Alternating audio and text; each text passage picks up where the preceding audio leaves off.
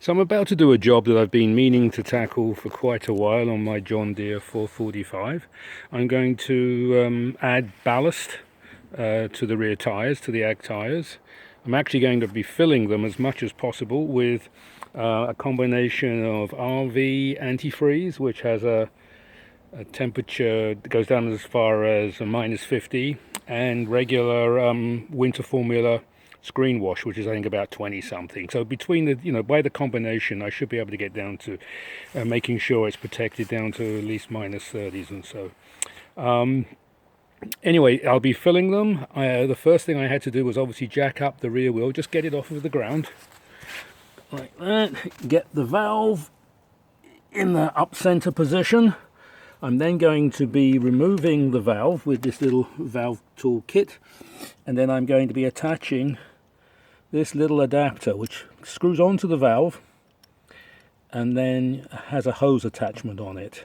There's also very nicely a little press button there to release the air out of the tire as it's being displaced by the fluid. I bought this is by Haltech, and I bought this from eBay a few months back, and I think it was about $7 or $8. And then to actually fill the tires with the fluid, I'm using this rather nifty little electric transfer pump. Has 2 D batteries in it, and that was just about $8 and change from good old Harbor Freight. And this is for transferring any kinds of fluid. It's going to be very useful actually for gassing up, I think. But what I did in this case was I just added this little hose adapter on the end here, so that I can screw that into the tire and then just place that end in the fluid and pump away. So I'll be seeing how this goes and keep you posted. Here it's all connected, pumping away, and it's going quite smoothly. Do have to make sure everything's tight. There's still a little dripping going on, but not a lot, nothing to worry about in terms of loss of the fluid.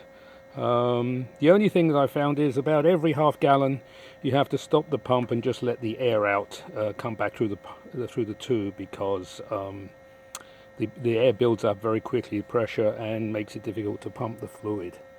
So I'll do that right now just to show you. See the air.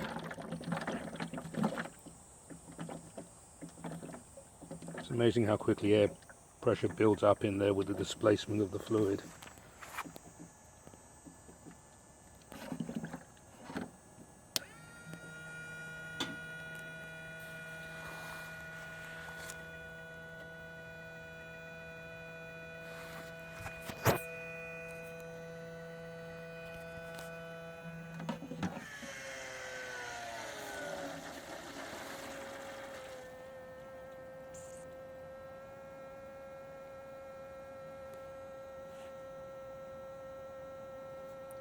This is the 3rd gallon I'm on here.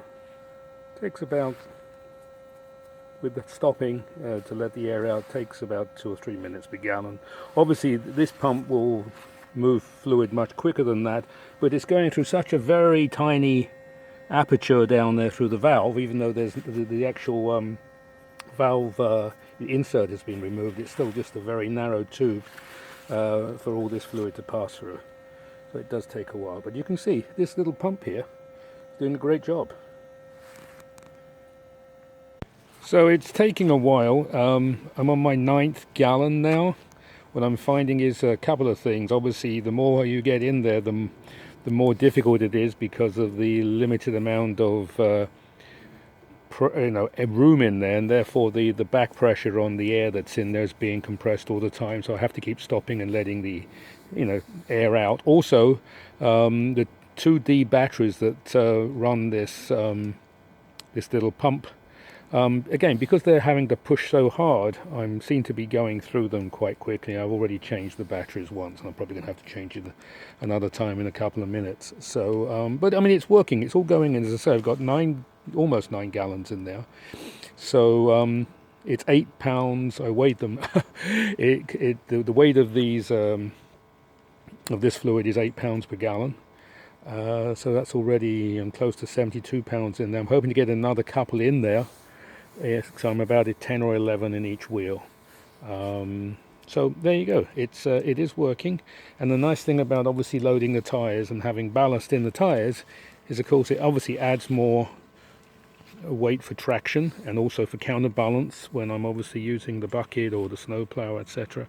And also by loading the wheels, it's obviously unsprung weight, so it's just nice weight that isn't actually putting any load on the tractor itself. To fill the other tire, the other side, I went over to this hand pump.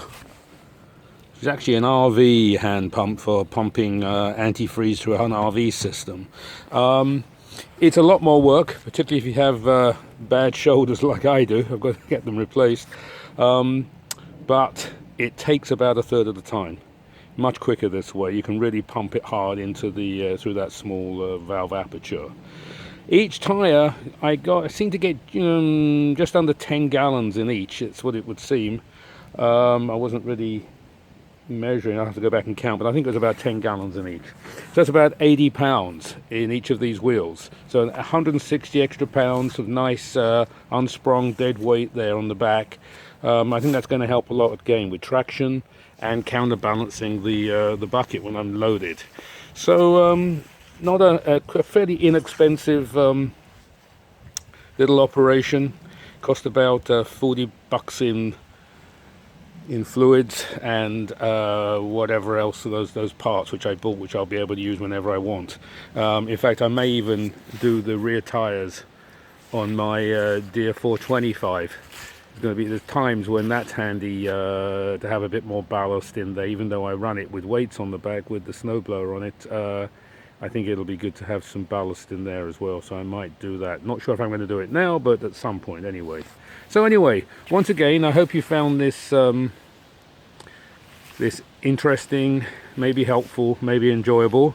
If you like my little John Deere videos, please give me a like, and please do the old YouTube subscription. It's free, obviously, to subscribe. They use the word subscription or subscribe, but it doesn't cost anything. It just means that you'll be informed about any of my videos. So thanks for watching and enjoy.